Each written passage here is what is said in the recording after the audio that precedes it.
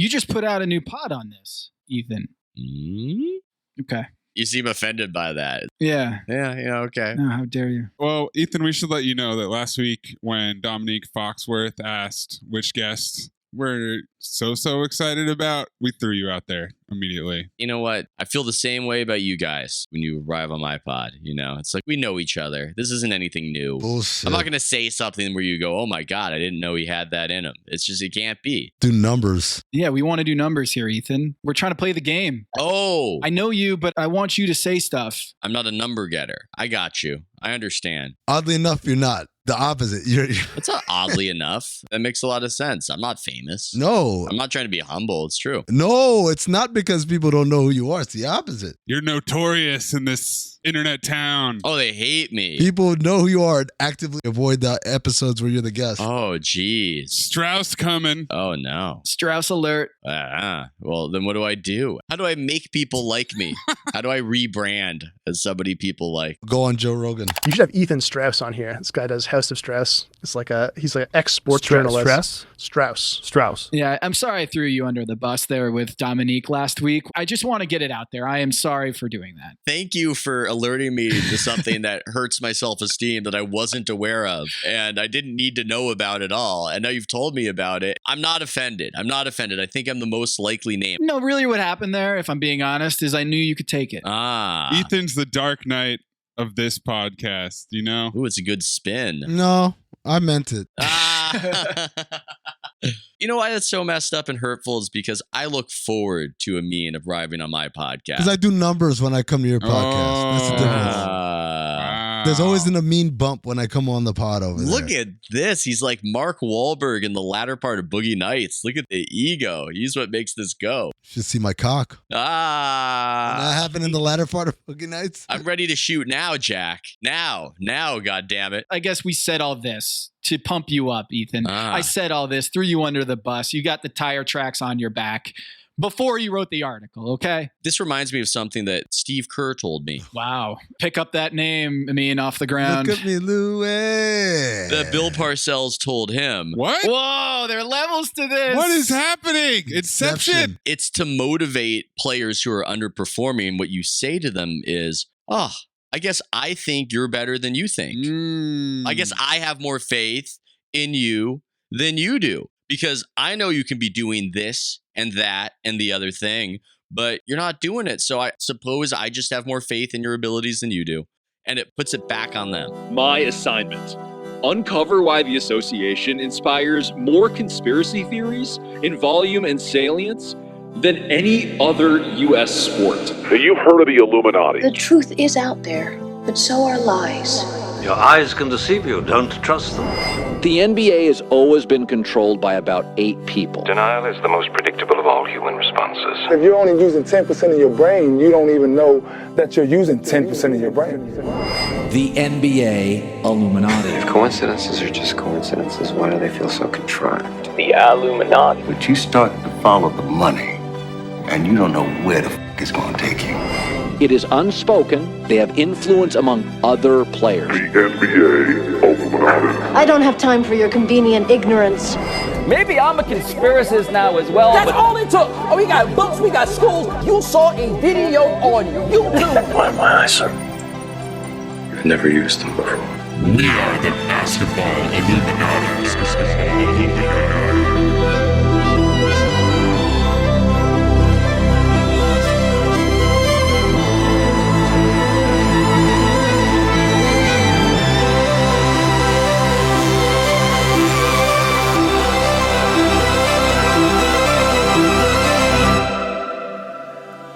This is Basketball Illuminati. I am Tom Haberstroh, as always, joined by my Basketball Illuminati generals, 5 stars all around, Amin El Hassan, and our producer, Anthony Mays. Fellas, the war has begun. Media Day is here. The season is upon us. The horns are blaring. Everyone's in the best shape of their lives. It is Media Day.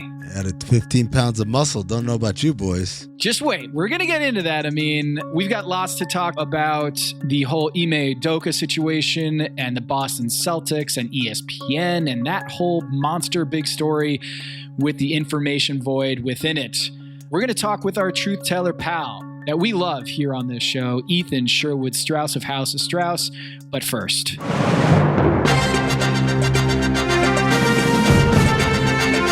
You are listening to The Agenda with Tom Haberstroh and Amin El-Hassan. all right, Amin, on the agenda, what everyone is talking about, Maze. This is something, a phenomenon in the NBA world, which is kind of like the first day of school, media day. Everyone wears their fresh pair of whatever new shirt that they got. If you're Chris Whittingham, you show up in a suit for your picture. You unveil new hairstyles, perhaps. New jewelry. You've been working on all summer. Did you see Zion's earring? Did you see that one? I did not. Oh. I was so smitten by the sight of Zion being back to what looked like his rookie weight. To pull the curtain back a little bit on Media Day, it is usually the end of September, as the partnership of the NBA and the broadcasters and local papers and local TV stations and local writers, it is a car wash. It is an absolute all-day grind. Every single player, you have to go through this assembly line of media for like 4 hours straight. Mm-hmm. And this kicks off the NBA season. You know what the Knicks did? They stopped calling it Media Day. Yeah, they changed the name, didn't they? They call it Content Day.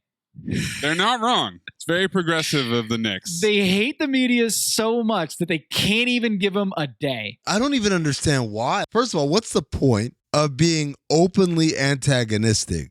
And then second of all, hey, Adam Silver, you going to do anything about this? Man. We're just going to let this happen?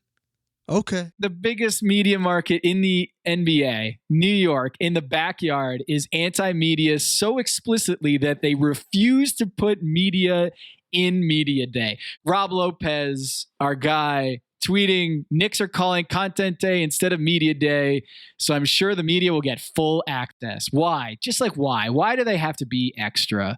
Rob then shows the little graphic live from Knicks Content Day. I hope there was a lot of TikTok influencers in the house for that. Huge pageantry about this. Like I went to the Charlotte Hornets Media Day, Maze. Mm-hmm. LaMelo Ball's necklace must have been 18 mortgages. It was enormous, the diamonds that were on this necklace. Kelly Oubre had this great necklace. Zion Williamson had a giant earring. It is very much a time to show off, not just how much weight you've gained or weight you've lost, but also some new stuff that you got in the offseason. It's like Christmas Day almost. You're projecting a lot of shiny optimism. Everybody's wearing their favorite jewelry. Everybody's showing off their new physiques, but it's not all fun and games, folks. Some people, it's just back to work. One of those guys is Russell Westbrook. Yeah, Russ, you said you're buying into the Lakers. Do you think the Lakers are buying into you? Do you think the Lakers want you here? I mean, whether that they want me here or not, it doesn't really matter. Honestly, my job is to be a professional, show up to work like I've always done thus far, do my job the best way I know how to, and that's it. I mean, we all have jobs that sometimes people at our jobs don't like us or don't want us there, as you guys probably can attest to in any other job across the world. And as a professional and as a working man, I have to do my job and do it the best way I know how. Man, he sounds like me producing an episode of Cinephobe. I can't believe this. He's stressed. Ungrateful. He's just trying to put his head down and do his job. But, you know, sometimes other things get in the way. Other better things, brother. Other better things that are better for the franchise than him. That's right. That does get in the way sometimes, Russell. Maybe Russell Westbrook should just shut the hell up and be quiet and get with the program. Oh, wow. Wow. See what I mean? See what I mean about this environment? Feel the tension. But at least he has Patrick Beverley to hang out with now, Tom. Oh, my God. All of it is so awkward. All of it. We talked about this last week, I think it was, just what is he going to do? And it's becoming quite clear, at least from Patrick Beverley's side. He is telling ESPN that he and Russ are best friends now. Ever since he got into the Lakers system, Russ is my guy. I mean, we need the Rocky and Apollo running on the beach montage with Patrick Beverley and Russell Westbrook. Is this before or after Patrick Beverley tells Russell there is no tomorrow? Because you're getting cut. It did seem alarmingly dark this media day, I don't know if you felt the same way, but we had the Robert Sarver situation. We had Mark Spears reporting on ESPN that this was the most saddest media day that I have ever attended. It felt more like a funeral, he said on ESPN. I knew I should have gone. I forgot. I won't lie. I literally forgot. You could have been the meme. I mean, you could have shown up to your biggest hater's funeral. Oh, wow. Man. I know. I completely missed the boat. I took my kids to school. I came back home. I said, all I got is a bomb overflow to record, and that's it. I'm done. I'm like, all right, cool. Let me watch Game of Thrones real quick. I try to catch up on Lord of the Rings. There's so much exposition going on in there. And I'm like, this is great. I got nothing to do. I was like, let me see what's on Twitter. This is like noon. I look at what's on Twitter. Media days everywhere across the nation. I knew I forgot something. You missed the first day of school, I missed the first day of school. You did. I was like, I have so much time for activities. We had the Phoenix Suns situation. We had the Anthony Edwards one in Minnesota, just kind of what he wanted to talk about there or explain himself on that front. We had the Charlotte Hornets with Miles Bridges' legal situation still outstanding and having the players. Forgot about that. What a day. Hold on. Charlotte, Boston, Phoenix, Minnesota, Lakers, New York. New York not even having a media day. Nets. Oh, the Nets. The Nets, we got not one, but two analogies where Sean Marks said that he's not Katie's boss. They're partners. Yeah. And then Steve Nash took it even further. He says, we go way back. We're family? Families go through things like this. Markeith Morris, also a net, saying, my wife and I, we've broken up twice and we're still married. It happens. You know what, though? That's an amazing NBA way to clear things up. It's all good. And you know what's crazy about this? Kyrie, he's right. I want to co-manage this team. We're partners. Oh, man. Kyrie Irving said, I wanted to manage this franchise together with Kevin Durant. And you know what, Sean Marks? I'm not Kevin Durant's boss. Is he Kyrie Irving's boss, though? That's a good question. Unaddressed. TBD on that. We'll get back to you. We need another media day to get to the bottom of that, is whether Sean Marks would answer the same way to Ben Simmons and Kyrie Irving and the rest of the team. On this flat earth, we're all on even ground, you know? So I want to do a roundup, of all the people who are in the best shape of their lives. You want to do this real quick? Sure thing. James Harden jokes that he has lost 100 pounds. Said, tweet that. Nice. Lakers center Thomas Bryant says he's 200% healthy. This is some great math already. Ricky Rubio says he's going to be 120% healthy. You know what I say to that? Not healthy enough. Very modest from Ricky Rubio. Just 120%, huh? PJ Washington says he's trimmed down from 242 to 230. Look, if the bar is James Harden's lost 100 pounds, guess what? 12 pounds, not impressed. 12 pounds? Ain't shit. Gets worse here. I was there in the audience for this one. Bryce McGowan's, the rookie from the Hornets, says he's gained about 5 pounds. Look, when you have to couch it with about 5 pounds, it's even sadder. 5 pounds, gain or loss. That's just a good or bad weekend. Yeah, it's water weight. That's your weight. You are pretty much, we weigh the same. Kawhi Leonard. I feel stronger. Yeah, I feel stronger for sure. It's been, 14, 15 months of no basketball, playing in an NBA season for me, no basketball. So that whole 13, 14-month process is just lifting weights and getting stronger. So I definitely got a lot stronger. Was there a chance that you would have come back for the playoffs last year had they gone that far or not? I mean, it's all what it could have, should have right now. But, if they would have made it to the finals last year, you would have seen me playing. Don't think I got a number out of Kawhi. Do you think he weighs himself? Or does he already have an internal iOS software system? No, I think he's one of those guys who can guess his own weight. Yeah. Was that Steph Curry? Steph Curry could guess his own weight? Yeah. I think we broke it on this show. Yeah. We had Brandon Payne. That Steph Curry to the 10th place, he can get his body weight. Austin Reeves is listed at 197, now up to 210. What do you think about that one? I think he needs to start peeing in a cup. Kate Cunningham walked into media day and Dwayne Casey, his head coach, said he couldn't recognize him. Who's that? Damn. Added 10 pounds. Damn, coach. New prescription. Dwayne Casey, you might want to recognize your best player. Said he's a different dude. How about this? I mean, I feel like Look at Me Louie is the grown-up version or the next evolution of humble brag. It's not that you're bragging, it's that you're trying to come off as humble. You're trying to do it in a deceitful manner. Like you're trying to be not pointing the finger at yourself, but you're absolutely doing it. What do you think about Derrick Rose saying he's lost more than 20 pounds and did his press conference shirtless? I would normally say, look at me, Louie, Derrick Rose, but he's doing it in such a way that there is no deceit. It is, I am absolutely bragging about how much weight I've lost. But is he doing the shirtless thing in connection with the weight loss, or does he just happen to be shirtless? I don't know, man. I think Look at Me, Louie really needs more of a... It's not quite T.O. doing crunches in his driveway level. Yeah, that's Look at Me, Louie. That's a Look at Me, Louie. I'm going to allow it. You're going to allow it, D-Rose? Yes. Fine. I mean, I guess content day was right on target, is that we got that Derrick Rose little picture. Max Strauss says he dropped 8 pounds in the offseason. I wonder what Poppy thinks about that. 8 pounds. He's dropping out of Poppy's weight class. And lastly, Jalen Green says he's added about 10 pounds, 170, 173 during the rookie season. Now he's officially 182. Look, if you're a rookie, you need to be unrecognizable the next year. Yeah, you got to walk in just ripped. If you're like, yeah, I'm heavier, but you look the same, I don't want to hear about it. Yeah. Unless you're telling me it's 10 pounds of muscle, which I love because it's impossible. It's impossible to add 10 pounds of muscle. But I love it every year there's someone who added 10 pounds of muscle.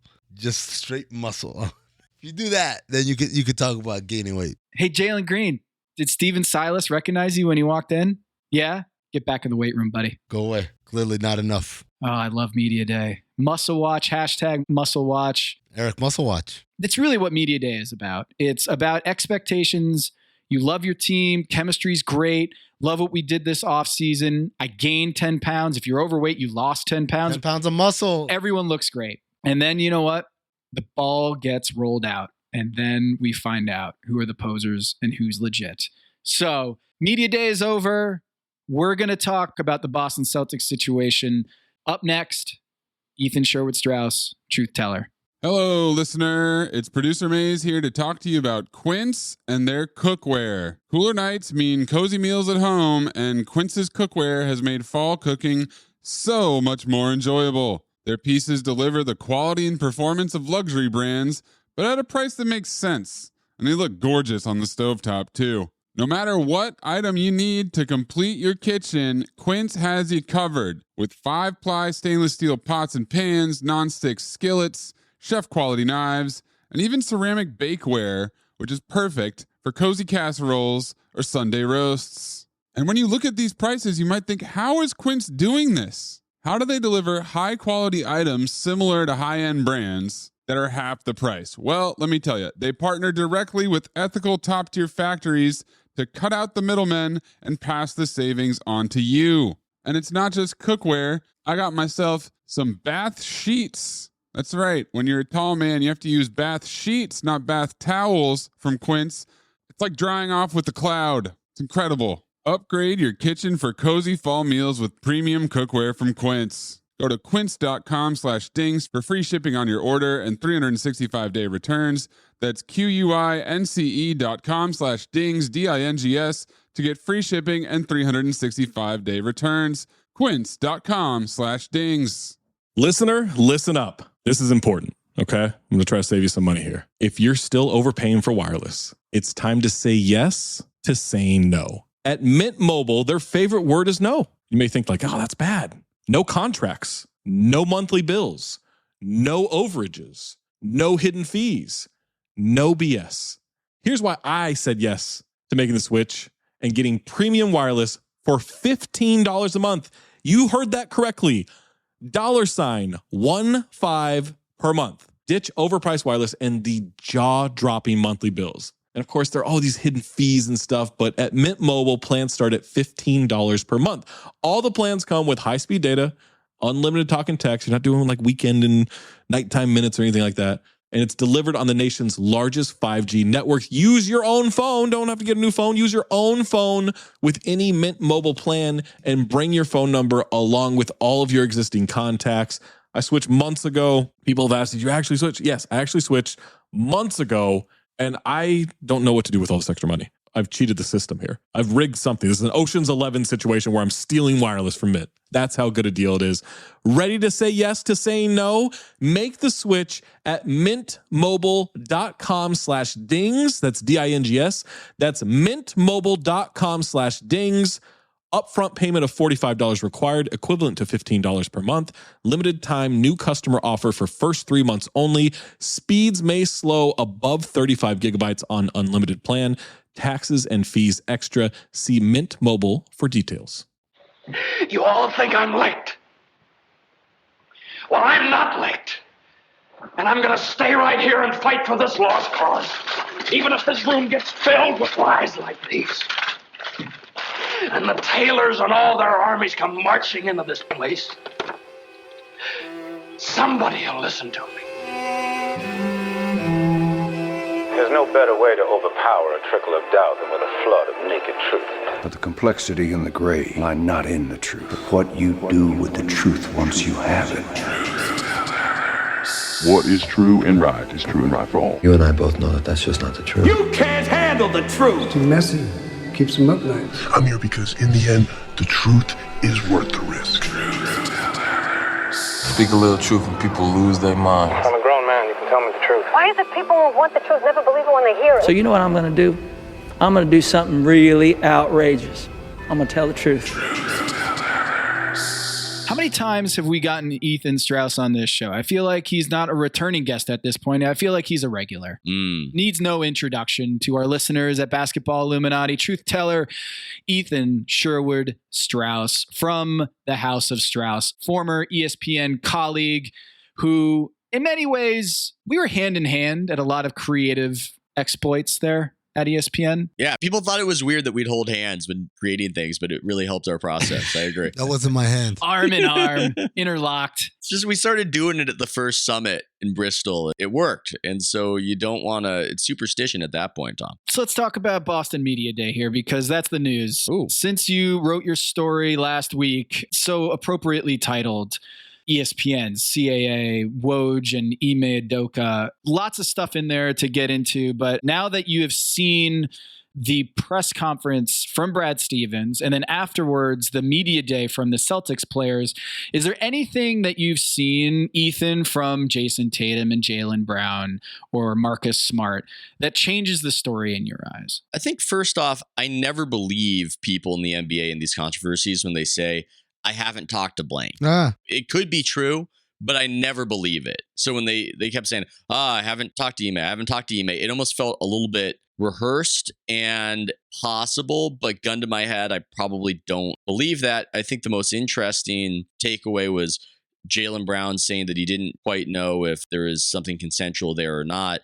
It didn't seem like they disliked him and were trying to throw him under the bus, but they also weren't exactly rallying to his defense either, which, I mean, that's just the tea leaves as I read them, where it just seems like they're accepting that something happened that should not have happened. They're also not necessarily livid at him or want to get him on out of there. And so those were some takeaways I had. Did you feel good about that? I felt like you were trailing off there at the end of like, I guess those are some of the takeaways. Okay, so I'm glad you asked me that question, because I do feel a little bit on a limb where I'm doing the, what does Le Batard call it? Body language interpretation. Yeah. It does feel like this fake science of I'm watching these guys do this press conference across the country and everything is rehearsed, everything they're briefed on. You should respond this way, you should respond that way. It didn't seem like they necessarily followed the script of it, but I don't want to read too much into any of it. And really, a lot of what I'm doing, a lot of what I'm writing about is more how this is covered. To me, the most interesting aspect, it's less what these guys are saying in the press conference. It's more that, I got to say, ESPN is trying to bury the story. It's been fascinating to watch that. I talked about it with my guy Glass-Steagall. We were comparing the websites of the Athletic NBA and Yahoo NBA on Sunday night with ESPN NBA. You could easily just check out ESPN that night and not be aware that there was any scandal regarding the Celtics. you had to scroll 10 stories down. This was Sunday night, and I'm talking about the NBA section, right? This is not after we've got this influx of training camp news that you could plausibly say on a Monday or a Tuesday that should fill the page, but you had to go 10 stories down to find anything on the Celtics. The headlines they used kind of obscured whatever was happening. It really emphasized Missoula, the new interim coach, and you couldn't see it at all on the ESPN homepage. That was fascinating because I know from my perspective, what I wrote about for my website set a record, okay? Ryan wrote about this whole story, and that did numbers for him on the New York Post. So there is clearly an organic interest in this sex scandal that's blown up. There's a lot of mystery surrounding it. And the coach of the Celtics that went to the finals has been suspended for a year. And we don't have all the answers. And it seems as though ESPN, the biggest league partner and the biggest voice in media, doesn't really want those answers. So that was my main takeaway on how this is all played out. At the risk of sounding very leading, why do you think that is? Well, that's something that Ryan and I discussed. And I think he went with a bunch of different options. And you could say that on the TV platform of ESPN, there was this very awkward interchange with Malika Andrews and Stephen A. Smith. Stephen A., with all due respect, this is not about pointing the finger. Stop. What became apparent to me in this press conference is that we do not have all of the information here. And it was frustrating to me that the Celtics declined to elaborate or to give more specifics about what exactly the rule breaking was that led us to this point. So that I just want to get that out of the way first. But to answer your question, Molly, I think what stood out to me, I think what stood out to me is that Brad Stevens, he was upset. That's what stood out to me about what he termed rampant Twitter BS is the word that he used, that women were unfairly dragged into this within the Celtics organization. You could see that Brad Stevens was visibly upset about this. And I also found that to be gross and unnecessary, that folks were bringing in the names and the images of women that is just not a fact. That was purely speculation.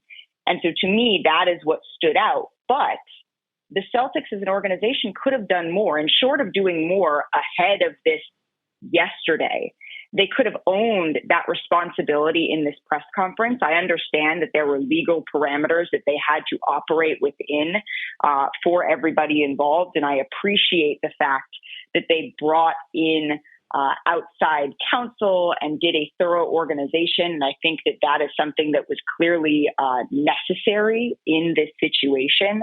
But the fact that it was able to go on all day, the fact that we are sitting here debating whether somebody else should have been suspended or not, we are not here, Stephen A., to further blame women. That is not why we are here. First of all, let me be very clear. I don't appreciate where you're going with that. I'm not blaming anybody but Ime Udoka. He deserves, the fact of the matter is, I've said he deserved to be fired if they were going to fire him. If you're not going to fire him, then don't fire him. My issue is all of this being publicized. The point that I'm trying to make is just like you're not mentioning. Excuse me. I listened to you. You're the one telling me to stop on my show. It ain't happening. Okay, that's number one. Number two, I've already said he deserves to be fired, or he deserves to be there and handle it internally and privately. If you're not going to handle it privately, if you're going to publicize it in that fashion, then obviously it provokes everybody wanting to know, okay, well, who are the parties involved? When you have Amina Smith in Boston and other women pointing out the fact that there were women who were wrongly implicated in all of this, it's a disservice to them. I didn't come out with the report about a consensual relationship. I didn't come out with the report ahead of time leaking that they were going to suspend him for the year. They did that. And my point is, considering how pervasive this kind of stuff has existed in professional sports for many years, My whole point is that, excuse me, make sure that you handle it in the same fashion it has always been handled. You could have fired him, and then we could have speculated till the cows come home, but he's gone. But to keep him there, keep him employed, but in the same breath, suspend him for a year, then also that year is indefinite. That is the issue that I have. Nobody's trying to protect Ime Udoka, and certainly nobody is trying to protect, is to excoriate the women involved or anything like that. I'm talking about how things of this matter are usually handled from an HR perspective, from an organizational perspective. That is not consistent with what we have seen throughout the years. That is the only point that I was trying to make. I'm not trying to attack anybody. And if anybody deserves to be attacked, it's Ime Udoka for putting himself in this position. I've made that very clear. I'm just talking about you got owners and everybody else. They know the kind of stuff that's going on. You didn't say anything about anybody else. I'm not talking about you. I'm talking about them. They didn't say anything about everybody else all the other times this stuff has happened. But now when it comes to him, it's all over the place. That is my issue. That is my only issue. I appreciate that clarification. And I think that getting back to Molly's initial question, that is what stood out to me from the press conference. My reaction to the press conference, and I appreciate you clarifying that, Stephen A., is that the only thing that was made clear to me in this is that we are missing a key piece of information here. That is my reaction to the press conference. So there might be a sense of, ooh, it's a little too hot to touch right there. There are some issues right there that might not work out. That was something that he emphasized, but the thing I emphasized, Amin, as you know, and you would, I'm guessing, agree, you've got a CAA repped coach in a scandal, and the guy who dominates how news coverage happens in the NBA for ESPN has a very tight CAA relationship. And it's not a complicated conspiracy. It's not Charlie Day caffeinated nicotine with all the different charts and strings. Baby Sylvia. It's not Homeland with Carrie Bradshaw. I think it's pretty simple. It's not Carrie Bradshaw. Yeah. Carrie Bradshaw was Sex in the City. Oh, Matheson. Carrie Matheson? I got Claire Danes with a martini and some Manolo Blahnik high heel. It was Abu Ghraib. Carrie Bradshaw would be writing an entire article that is comprised entirely of questions. Why is it that CAA clients get better coverage on ESPN? Has it always been that way? Will it change? And why do men love models? Why do they love models so much? To give some backdrop here, Ethan, Amin, and I used to work at ESPN. And I remember when big breaking news story would happen, the news stack is controlled by the ESPN news desk. And if a huge breaking news story like the head coach of the East champs, Boston Celtics, one of the biggest media markets in the country, has a sex scandal going on in real time, the whole section would huddle up and figure out, how do we cover this 360 breaking news, investigative reporters? We want the basketball side of it, the coaching side of it, all of the different angles, the legal side of things. It would be wall-to-wall coverage. And we would also have what Royce Webb, your editor, also invented, the 5-on-5s, which is all the writers who have strong opinions on this or have a insight into this big story that's breaking right now. Let's own this and have 5 questions to the 5 reporters, and we will cover it from all those different angles. As far as I can tell, the biggest news story since, it's funny saying this, since Robert Sarver a week before had none of that treatment. What we did have is Malika Andrews, the lead reporter and host of NBA Today, going at Stephen A. Smith saying, no, you are not going to speak on this. And here's why. Yeah. And yet what I noticed, Ethan, and you did talk about this with Ryan, and I thought it was a really intelligent conversation about this subject. What I'm struck by is that Malika Andrews is a great reporter. Yep. She could write a column or have a news story about the information that she has, which is why she's pushing back on Stephen A. Smith. And ESPN doesn't have anything from her. No. What's that about? Because they have people in Bristol and elsewhere who can give some analysis to this situation, and it's nowhere. It's a huge void. And what ends up happening is there's shrapnel everywhere. Everywhere. That informational void by the worldwide leader has created a very uncomfortable I guess, the entire landscape. Why is ESPN avoiding this topic? I frankly think we know why, and you don't want to assume too much, but I have to say we do have some circumstantial evidence that when CAA represented Sean Marks, GM of the Nets, when Kevin Durant said that he wanted to be traded unless Marks and Steve Nash were fired over the summer, that story was exploding. The Athletic reported it. Shams Charania reported it. It was all over Fox Sports NBA throughout the day.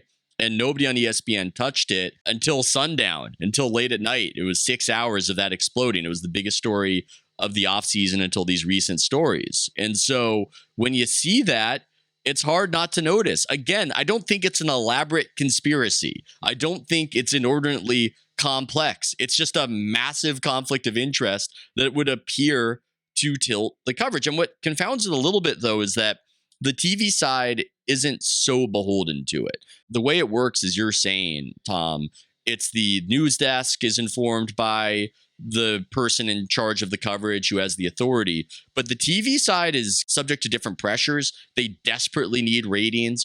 And Stephen A. does not care. He doesn't care. It's almost ironic that he was the most pro Udoka voice because he's rep by WME. I don't think he cares about CAA anything. The Knicks are CAA'd out, and he will kill them and crush them when he sees fit. So the TV coverage, I don't think, is subject as much to this pressure, but they are informed to a degree by the reporting. And I think one of the reasons why Stephen A. appeared to be misinformed or not informed fully about all the contours of this story is because he was looking to Woj to take the lead. And it seems like Woj has presented a very rosy picture of whatever Udoka is involved in. Still on Friday, I didn't even mention it in my article because I hadn't seen the Woj reaction to the press conference, but he was still talking about, ladies and gentlemen, get your Udoka. It's not the last time that you heard from old Ime Udoka, which just nobody in the league is talking that way right now. It's fascinating. And another thing I will add, the interesting wrinkle to me is that the guy who's replaced him, Mazzulla, as interim coach for the Celtics, and I've heard good things about Mazzulla. I'm not trying to crush him as a hire or anything, but he's also backed by CAA, and it seems like the coverage inordinately on ESPN is, oh, Mazzulla time, we're talking Mazzulla. We're talking about this at all? It's all about Mazzulla. The top headline right now, which is 1, 2, 3, 4, 5 stories down in the side scroll with no presence on their site for this sex scandal blowing up the Celtics, is confused Celtics ready to move on with Mazzulla. Do you think people looking into this story who want to read about it are primarily looking for Mazzulla, a guy they've never heard of? Or do you think they're looking No, for... Ethan. Mazzulla was great on that West Virginia team back when they made the tournament run. Huggy Bear swears by him. I'm sure there's interest in who the new coach of the Celtics is. But you're right. Any headline about him should be new Celtics coach, quote, whatever he said. Yeah. Or new interim Celtics coach. Like the fact that they would name check his name is absurd. But again, I guess, Ethan, even I have limits to my beliefs in the sense that I just can't imagine there's that much control happening where not only are we going to run this story and place it high up, but we're also going to use the dude's name in it. The CAA influence has to have some sort of bound, doesn't it? I mean, I think it does. I think if a story reaches a certain level, there's no controlling it.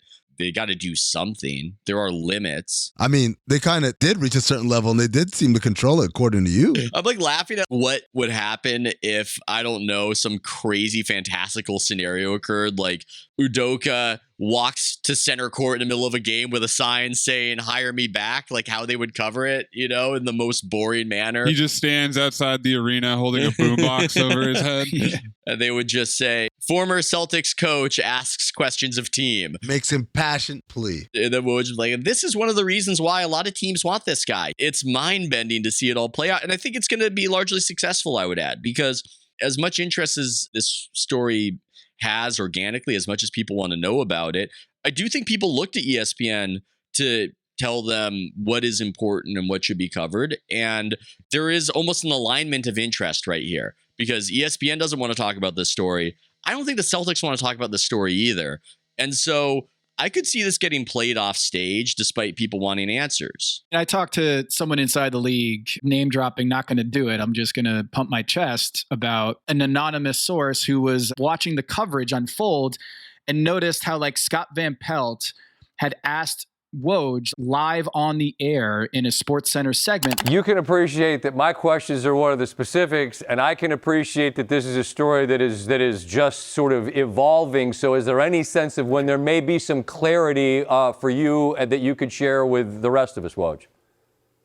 Scott, I do think there's clarity looming on what the possible length of this suspension will be. Woj, responding to the question, sidestepped it. Yeah. And didn't answer the question from Scott Van Pelt. And no one seemed to, in real time, address what the transgression was. And then Shams came out with the report that there was a female, as you noted, very important for some reason to note that it was a female staffer, that there was a consensual, intimate relationship with a female staffer that he is being disciplined for. Now, what I find interesting about this story is how that word consensual has evaporated from the conversation, or at least from the reporting. Yeah. I believe Woj had the word consensual in there in a tweet, but in the news stories at ESPN, I don't see that. And from a journalism standpoint, if you're going to run with that, the word consensual, you're getting that from some source. Mm-hmm. Someone is telling you, hey, this is a consensual relationship.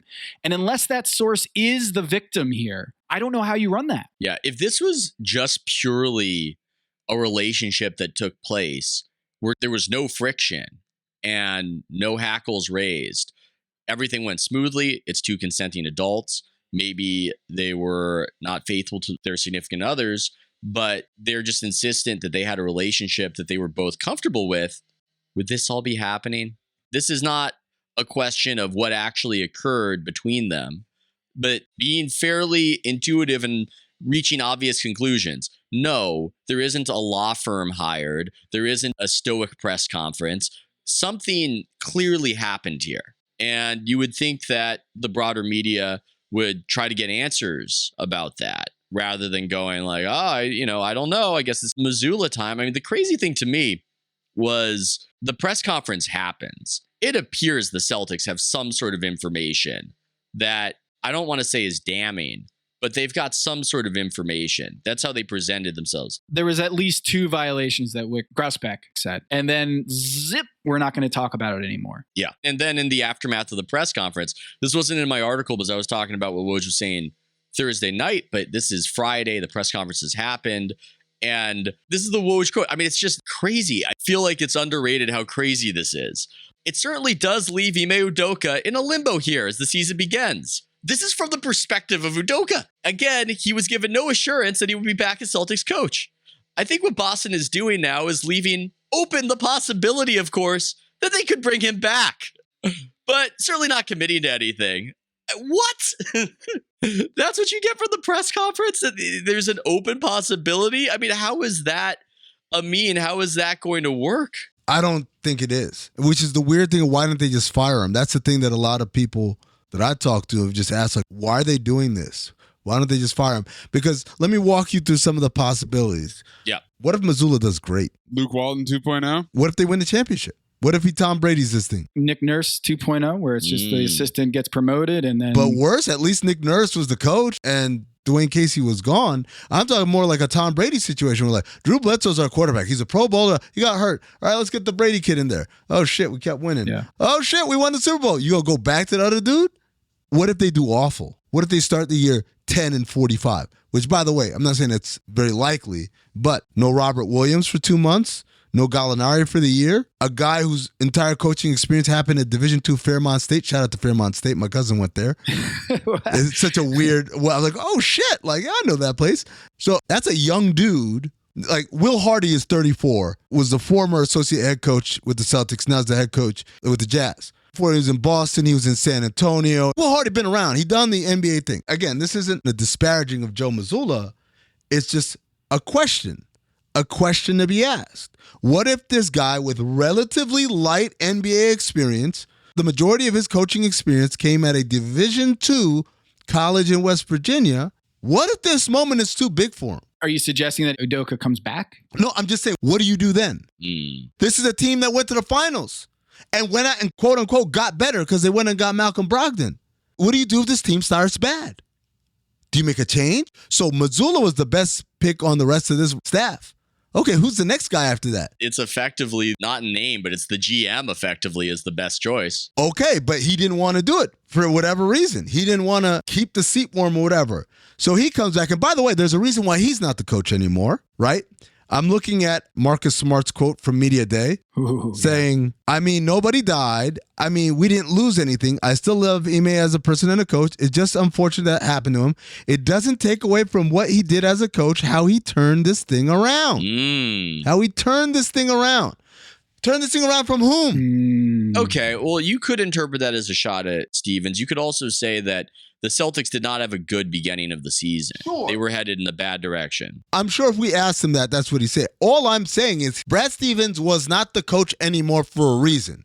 It wasn't because he was the first instance in the history of the NBA of someone being offered president of basketball ops and coaching at the same time. It's like, no, I can only do one. That's not what happened here. What happened was they said, we love you, Brad, and we think you have a lot to offer us, but we need a new voice in that locker room. So, again, what happens if things go wrong? And at the end of this, does Ime come back? Can you walk in as a head coach when you clearly don't have the confidence of your organization? No. We have 75 plus years of the league that have taught us this. I'm surprised. I'll say this. I want more support from Amin on the CAA conspiracy, because otherwise it sounds like I'm out on a limb and I'm crazy. To me, it's not lack of support. It's just the lengths that they'll go to. Or is this CAA or is it Adrian?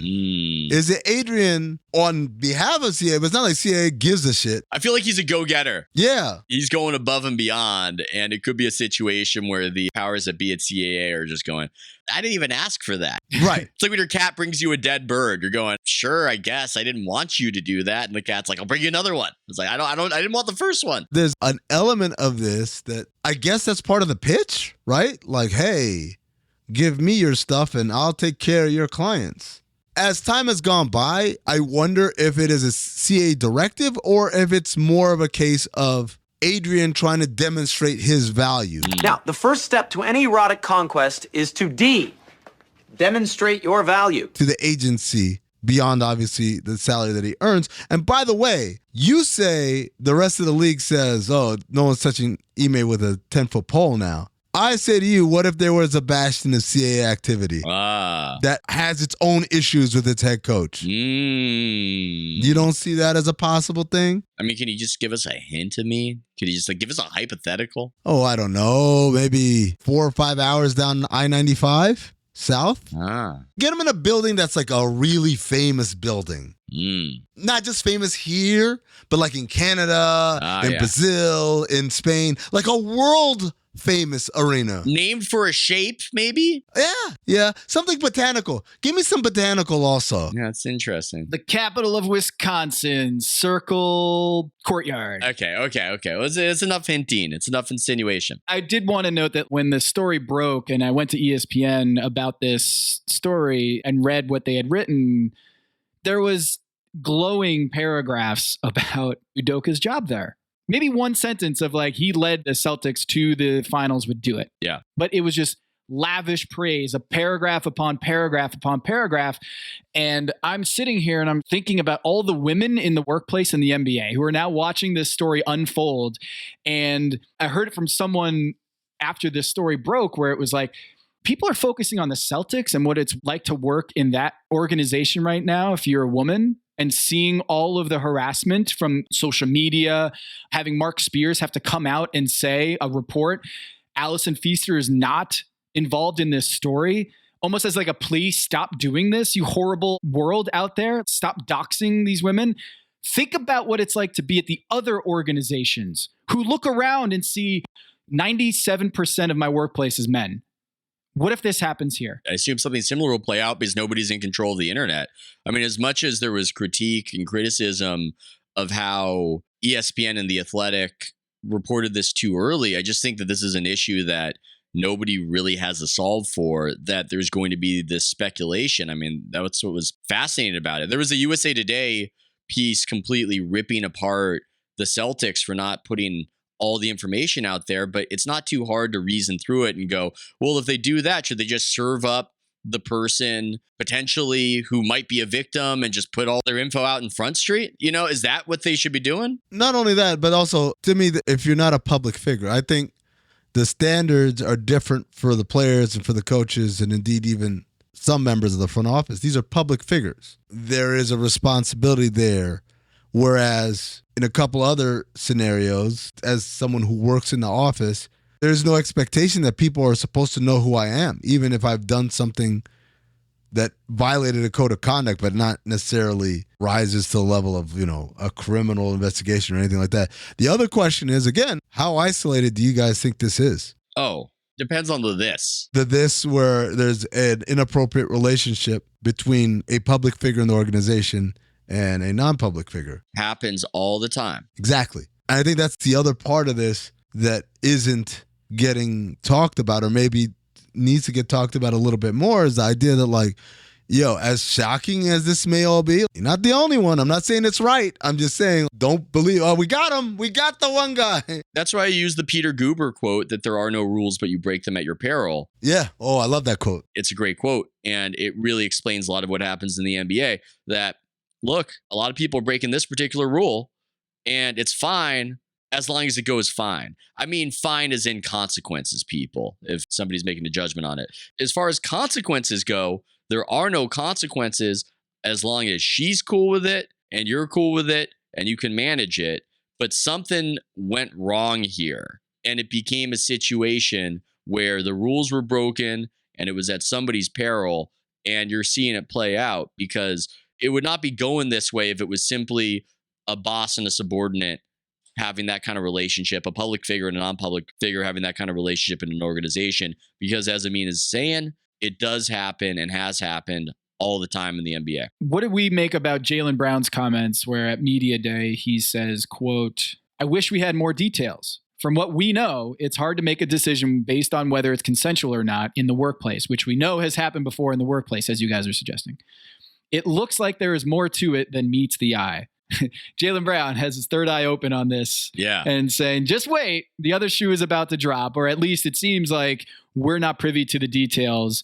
Let's hold judgment here. We don't know what's happening. And it does seem like the Celtics are not informing the players about what happened on this, which I don't know if that's surprising. It is just notable that it seems like the Celtics have tried to limit the exposure of this and not even letting the players in on what exactly happened here. And then Media Day happens. Yeah. Well, you tell your players it gets out. I mean, that's kind of where it's at. And then there's this other aspect where if they think something truly went wrong, and they might blame Udoka for it, but they have legal exposure if something went wrong.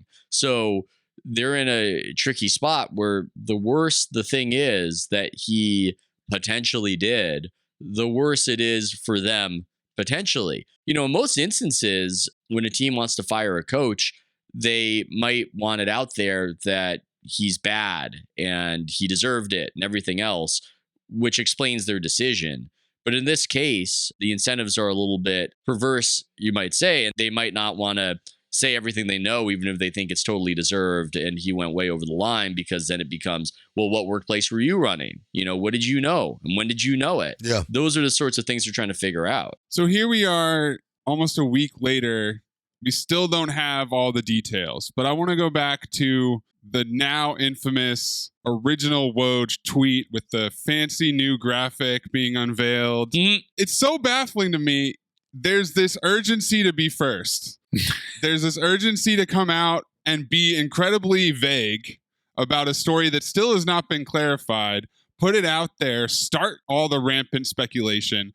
There's the follow-up tweet from Shams with some details that may or may not have been accurate. And then, like you've pointed out so descriptively in your article, there's essentially a suppression by Woj's shingle of this story. So why do you need to break this in such a spectacular way and then not talk about it when there's no information to be had?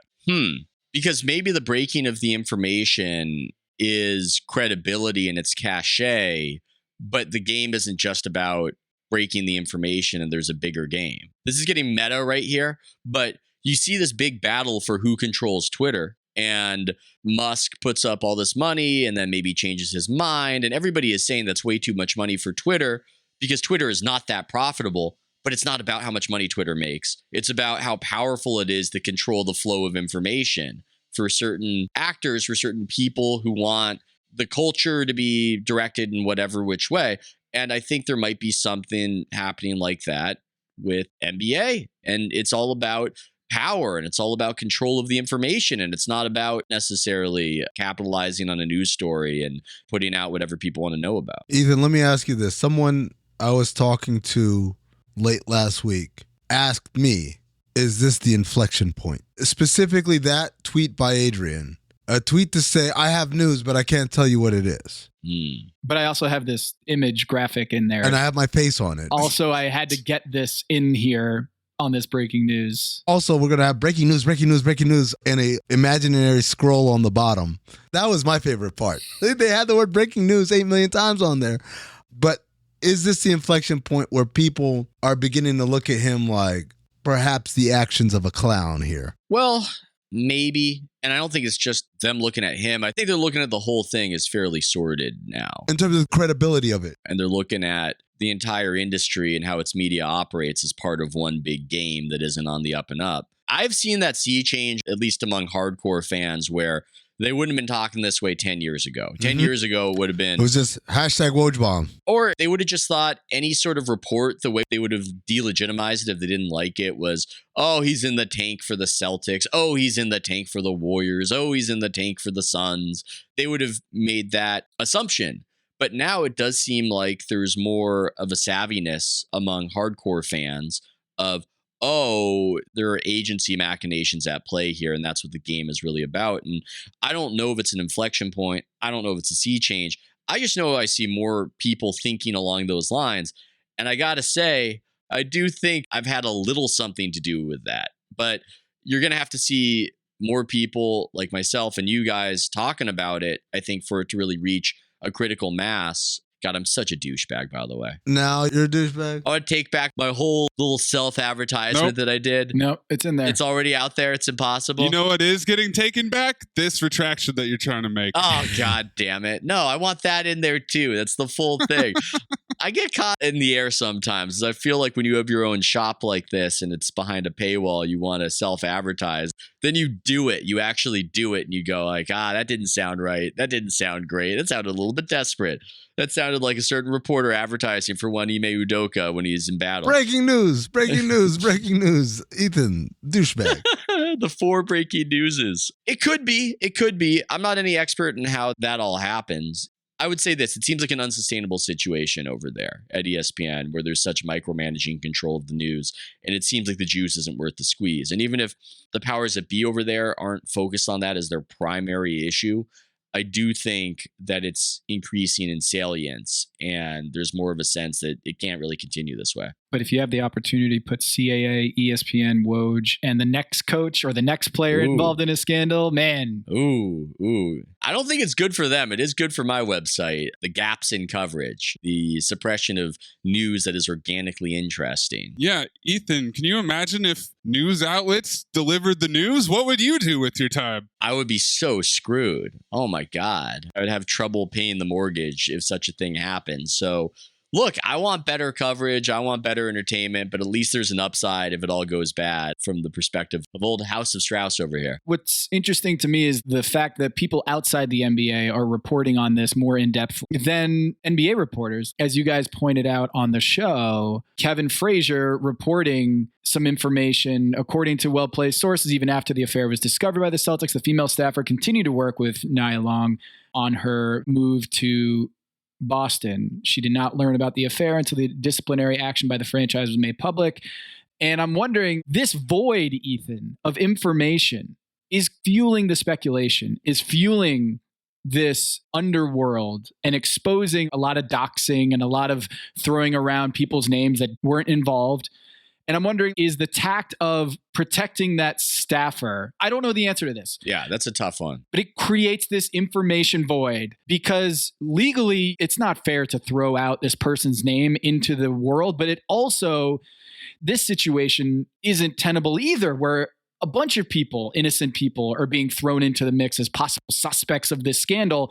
And it feels like to me, maybe there are no good options here. Yeah. I definitely went through that thought process because, you go, okay, well, why am I not naming the staffer involved in this when Black Sports Online and some others have named the staffer involved in this? And I couldn't really come up with a cogent rationale in my mind other than, it feels like I don't need to. Man, it just feels like I don't need to. Not a public figure. Don't really want to. But again, we're back in the there are no rules and you break them at your peril zone, because it's not like there's any hard and fast journalism rule about that. It was just kind of a sense of, okay, well, I'm just not gonna, seems like I shouldn't do that. And it's a very murky zone that this particular story walked us all into. I want to ask you about the Matt Barnes video. Since I'm a part of the media now, and I try not to be like everyone else, I try to, report and talk with facts and honesty. And I clearly have to say last night, without knowing all the facts, I spoke on Ime Udoka's defense. And after finding out the facts after I spoke, I erased what I posted, because this situation in Boston is deep, it's messy, it's 100 times uglier than any of us thought. And that's why I erased what I said. Some things happened that I can't condone, I can't back, and it's not my place to tell you what happened. If it ends up coming out, it ends up coming out. But that was the reason why I erased in my post last night, because after I posted it, I got a call from someone who had all the details, and the shit is deep. So, man, praying for everybody involved.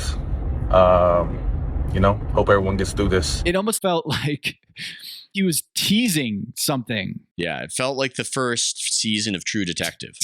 It was quite the tease of something mysterious and quite bad, is what I'm saying. I'm not trying to be glib about this whole situation. Carcosa. It seems like this is maybe inevitable, that this gets really gross the way that this is being reported. And Amin used that word gross on Lebitard when this was breaking.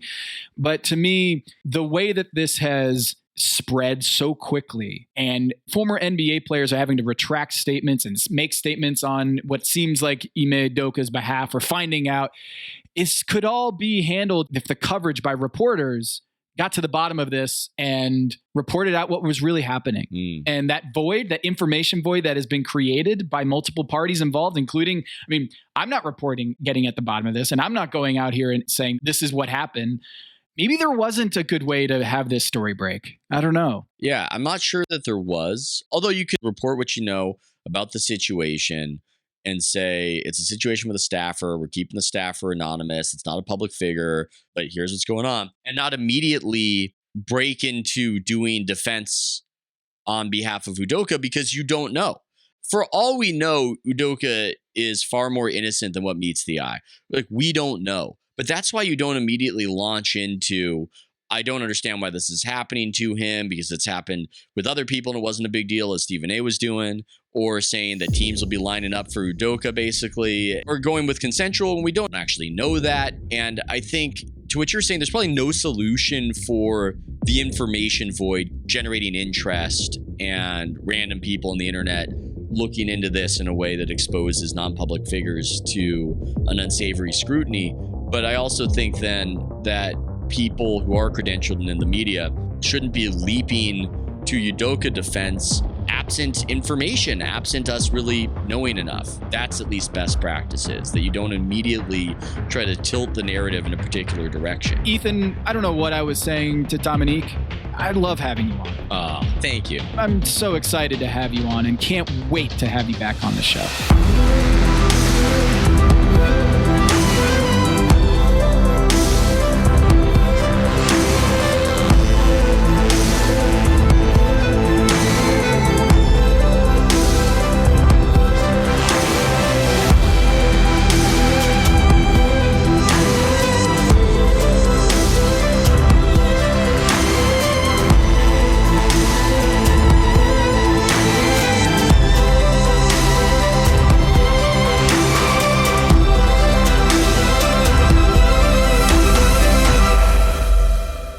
Lonzo Ball, guys, it's a lot worse than we all expected. Last week, remember, news came out and it's like, a debridement arthroscopic knee scope there, and 4 to 6 weeks we'll reevaluate. Well, boys, a week later, they start talking, and Billy Donovan sounds like a man who believes that Lonzo Ball is going to be out for the year. They're talking about this dude can't walk up the stairs without pain in his knee.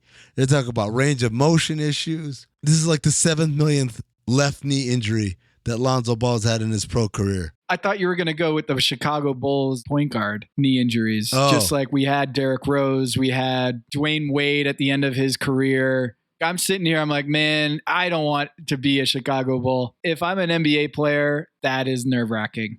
Asked if he must think of Ball's absence potentially being season-long, Bulls coach Billy Donovan, according to Darnell Mayberry, friend of the program, Donovan said, quote, I think you have to. This is the part where maybe it was about a month ago. I was going through the teams in both the East and the West, and someone said, well, there's so many teams. What do you think is going to happen? And I said, God will sort them out. And this is God starting to sort them out. Boston and Chicago this week. We're already starting to see the sorting. Yeah, I just don't know how Eric Spoelstra and Pat Riley. Did you see Kyle Lowry basically told Pat Riley to F off when asked about the weight gain and all that? He's gained more weight?